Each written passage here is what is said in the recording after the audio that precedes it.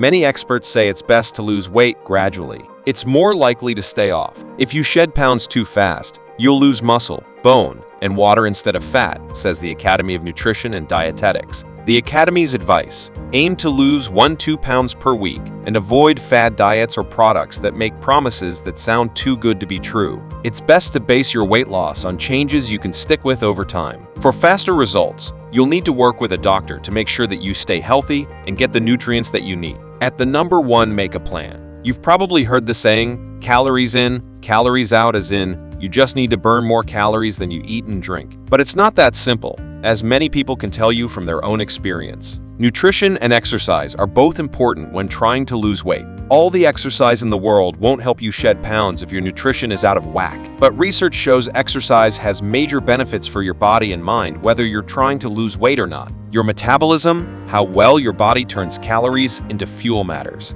And if you cut too many calories, it's bad for you. You slow down your metabolism, and that can make you fall short on some nutrients. There are many ways you can do this without cutting calories too much. You could cut back on portions. Figure out how many calories you get in a usual day and trim back a bit. Read food labels to know how many calories are in each serving. Drink more water so you're not so hungry. Whatever method you use, you'll need to favor good-for-you foods like vegetables, fruits, whole grains, and lean protein so you keep up good nutrition. But there's no one-size-fits-all plan for healthy eating. Working with a dietitian is a good idea, so you make a plan that covers your specific needs. And when you make a healthy weight loss plan, it's important to stick with it. To get healthy and stay that way, the trend has to continue, not just for a week or a month, but for the long term. At the number 2, get accountability and support. Many apps can help you track your eating. Since you probably have your smartphone with you all the time, you can use it to keep up with your plan, or keep a pen and paper food journal of what you ate and when.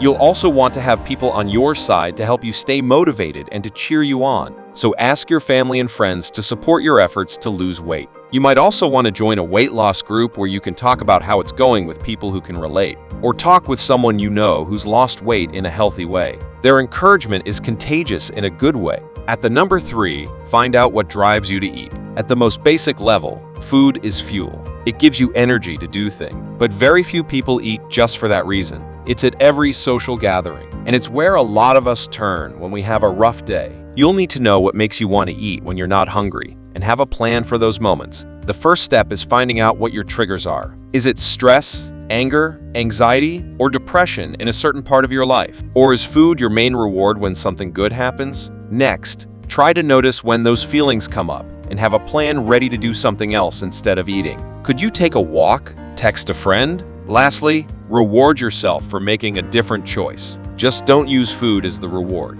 At the number 4, reset what and when you eat. You don't have to go vegan, gluten-free, or quit any particular food group to lose weight. In fact, you're more likely to keep the pounds off for good if it's something you can live with for the long term. But it does make sense to cut way down on, or totally cut out, empty calories. Limit foods with added sugars. These are the sugars in cookies, cakes, sugar-sweetened drinks, and other items, not the sugars that are naturally in fruits, for instance. Sugary foods often have a lot of calories, but few nutrients. Aim to spend less than 10% of your daily calories on added sugar. Be choosy about carbs. You can decide which ones you eat and how much. Look for those that are low on the glycemic index, for instance. Asparagus is lower on the glycemic index than a potato, or lower in carbs per serving than others. Whole grains are better choices than processed items because processing removes key nutrients such as fiber, iron, and B vitamins. They may be added back, such as in enriched bread. Include protein.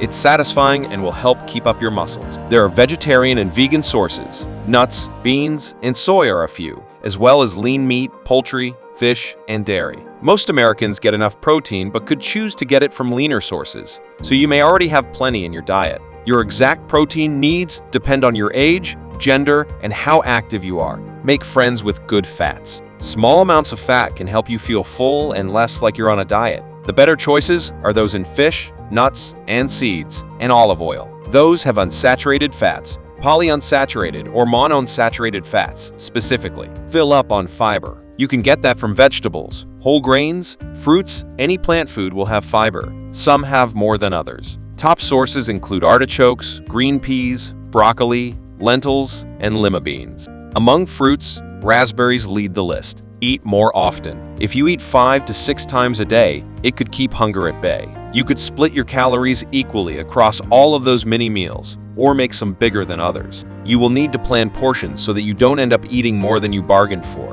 Meal replacements. These products will control your calories. They're convenient and take the guesswork out of dieting. Again, though, you'll need to change your eating habits to keep the weight off if you stop eating meal replacements. Watch your drinks. One easy way to lose weight quickly is to cut out liquid calories, such as soda, juice, and alcohol. Replace them with zero-calorie drinks like lemon water, unsweetened tea, or black coffee. Diet drinks will save you calories compared with sugary beverages. But if you then reach for a cookie or other treat because you're still hungry or you think you saved enough calories for it, that plan backfires. You might think that fasting is a quick way to drop pounds, but it's better to have an eating plan that you can stick to over time and fits into your lifestyle. More research is needed to know if fasting is safe long-term. Most studies of the effects of intermittent fasting have been done on overweight, middle-aged adults. More research is needed to determine if it is safe for people who are older or younger or people at a healthy weight. All fasts aren't the same. Some involve skipping all food.